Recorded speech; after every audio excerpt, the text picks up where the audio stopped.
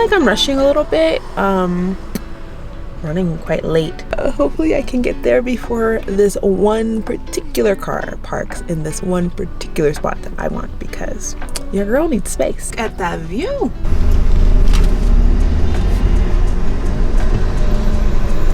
Buenos dias. Here, I have like a whole audience. Got the parking attendant and the security person. So it's a little awkward to film right here, but I want to tell you all about life. I was just contemplating my time here in Quito. I don't have regrets. I don't live with a regretful spirit, but I do have some things that I realize were mistakes that I made when I first got here, and then through this whole 2 years, that I'm looking to change for the rest of my time here, because you all know our time is indeed coming to a close sometime soon, maybe within the year and a half. But to me, that's coming up really quickly. I feel like I wish I didn't make the mistake of not engaging in communities a lot better, a lot earlier, and also for me not creating my own community, if that makes sense. I think sometimes we as people wait for others and opportunities and communities to come to us, but I'm realizing now in my old age that I could have been creating the community that I've needed this whole time. When I first moved here, I was going to this church that a really good friend of mine and her family attended. And I liked it because my thought was like, I just want to go to church. And that's also a mistake that I think that we can make, thinking that you just need to do whatever it is that you do because that's a part of your routine back home. And I always grew up going to church, and I always had this mindset that that was supposed to be a part of my life. Me coming here, just jumping into church, not realizing that it wasn't really serving me. It was a giant church. Although my friends were there, I didn't connect really with anybody else. Something that I am doing to help my own experience be better is to find the community as well as to create my own communities. And today we're finding the community in going to church. I'm excited because not only is this beneficial for me, just getting to socialize, fellowship, also obviously have the church element, the God element. It's also great for my son. Do you want to walk?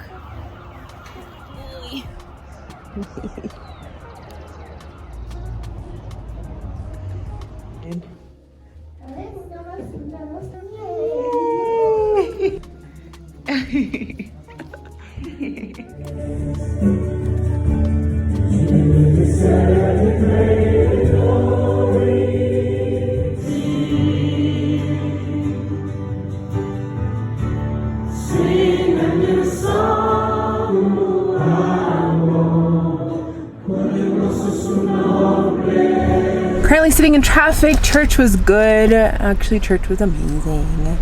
It really brings joy to my heart knowing that I have a place to go and people for myself and for my son to interact with, because it can feel very lonely living this expat life sometimes. The fact that I get to do it, you know, in a way that helps me honor my faith, makes me happy, it brings me joy as well. So yeah, we're heading home now. I am stuck in some terrible traffic. Literally, this light has been green like 3 or 4 times and we've barely moved. I have no idea what's going on.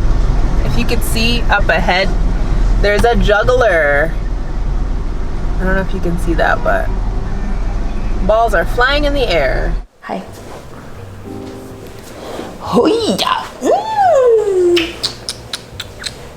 Good morning. It is 8:18 and I have had a full morning so far. I woke up at 5, did a little workout, cleaned the house, and then got baby boy up for his day, made breakfast, all the things. And we have to go grocery shopping today because the holidays are coming up and we're gonna make something for Thanksgiving this week. So I'm gonna go get some things for that, and also just take my husband to work. So we only have 1 car here and we're gonna just figure that out, carpool, and then I'll take the car and go to the store afterwards. I am just gonna put on a little bit of makeup. I don't wear makeup on a day-to-day because I'm filming. I figured give myself a little bit of a zhuzh, you know what I'm saying? Gideon, can you hand that to mommy, please? I'm also trying to do some work this morning, trying to do all the things, trying to be like superwoman in a way, but also not stress myself out, if that makes sense, because I don't want, you know, to have too high of expectations and too many tasks on my list, honestly, because I get very stressed out very easily. Can you hand that to mommy? That's the face, quick and simple and all done. So we were waiting for my husband to finish getting ready for work, and then we'll all just head out for our day. Here is today's view. Oh my goodness, the clouds look amazing on camera.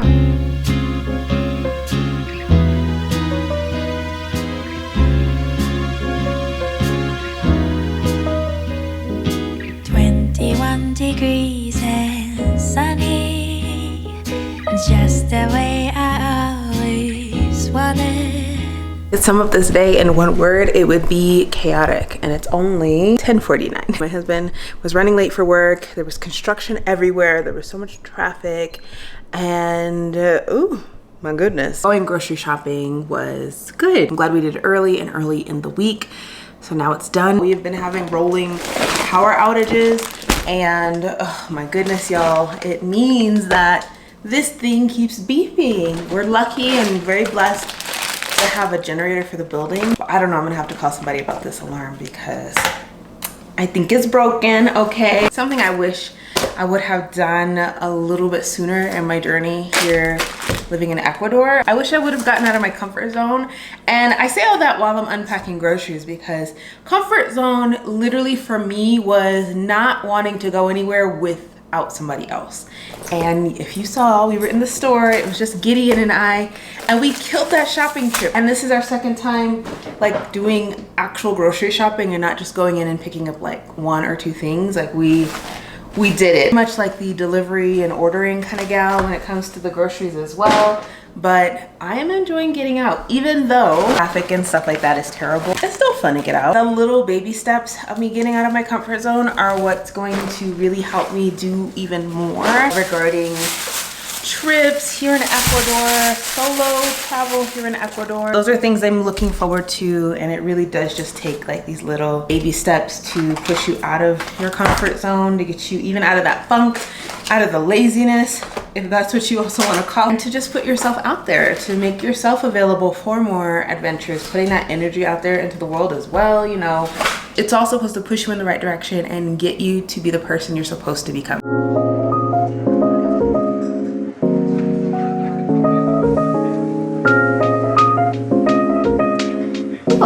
How are you? Good. Let me see. Let me turn up my volume. Can you hear me?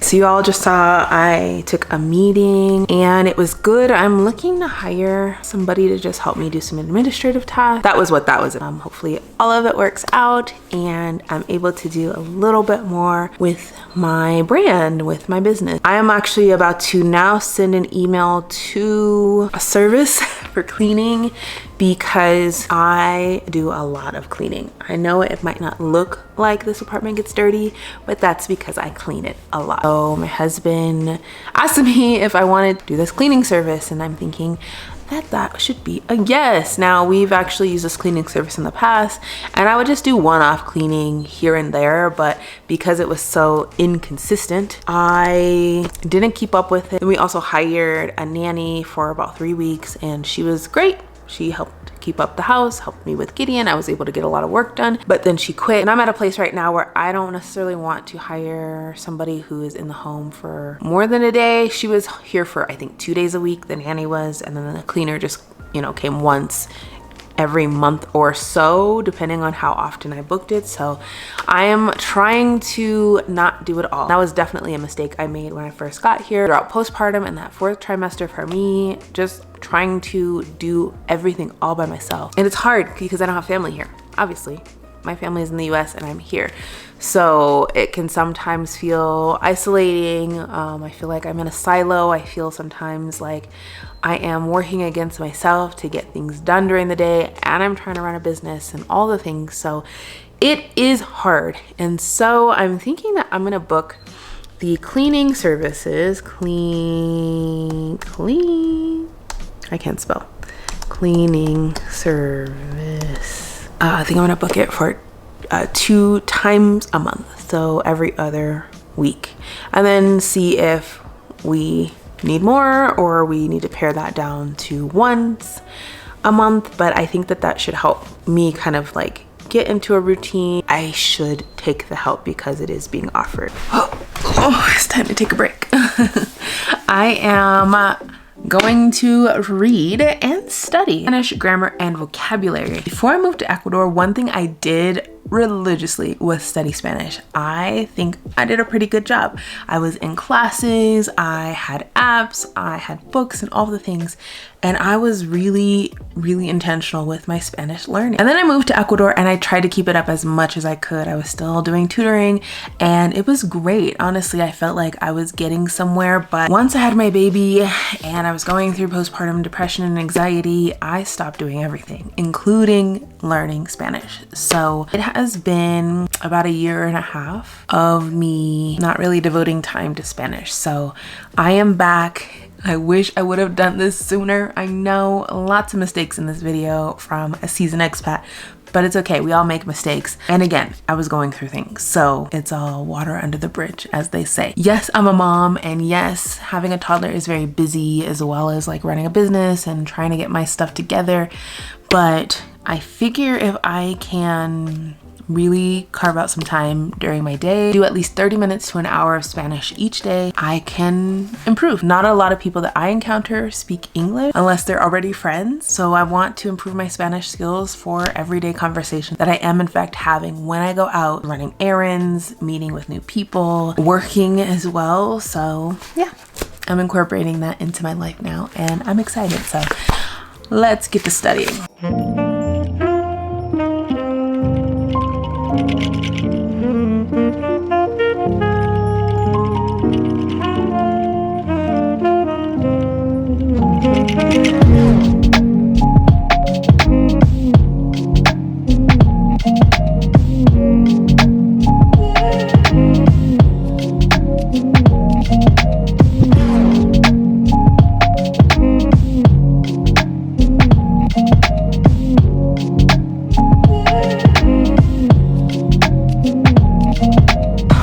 Baby is still asleep and I did a lot during this nap period. I'm actually quite proud of myself. Just gonna finish up this little bit of laundry, washing our produce, and then make us some lunch. I did not do much research about Ecuador before we moved here. I did some, and obviously you all saw I learned Spanish. However, the caveat there is it really wouldn't have mattered how much research I did, honestly speaking.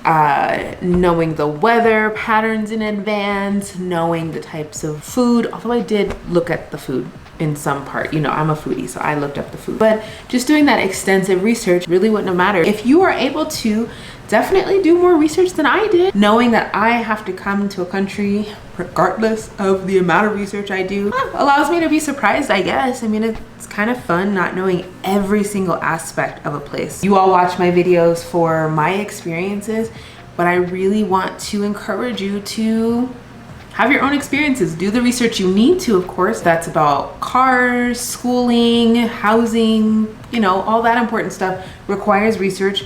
We did that kind of stuff as well. But if it's just day-to-day stuff, why not just be surprised? You don't have to know every single thing. And was it a mistake for me not to do research, extensive research? Yeah, maybe. But I'm not upset about it. I think that is a place that I'm coming to now more than anything, is to not beat myself up about every little thing. And it's about the journey, honestly speaking. So yes, that's all I have to say about that.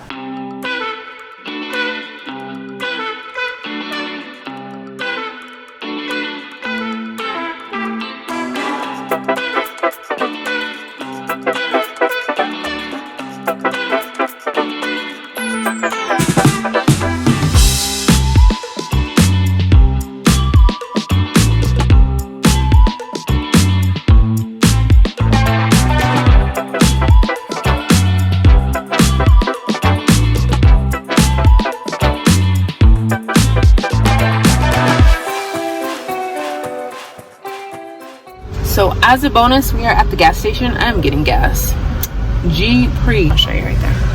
There you go. We are at at E, like almost below E is what it feels like. So we needed gas, but I also came to buy a ham, or came out to buy a ham. So there's this small company that does hams and meat, a bunch of different meats. So we're getting a holiday ham.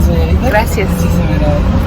We ordered a holiday ham and I just came and picked it up, and so yeah, I'm really excited for it. I feel like I haven't had ham in forever. I know to you all in the US this sounds super probably weird or trivial, but it's really cool. So we're supporting a small business in doing so and getting some goodies for the holidays. So we're not gonna actually have the ham for Thanksgiving. We're just gonna have turkey. I bought turkey today at the store for Thanksgiving, so I will actually put the ham in the freezer. No, gracias. Gracias. So yeah, I am excited. It's been a good day so far. Honestly, getting the ham and then coming to get gas is just another excuse for us to get out, despite there being tons of traffic and all of that stuff. I have nowhere to go, nowhere to really be, and it's just nice to take this little one back here. Look at him. He's so cute. Don't mind my mirror. It's real raggedy. It's real raggedy. It's just up there for it's just up there hanging on for dear life. But anyways, that is it for today's video. Thank you for joining me along in my life, letting me reflect on mistakes, things I wish I would have done. Yeah, let me know what else you want me to talk about in future videos, and I'll see you in the next one. Bye.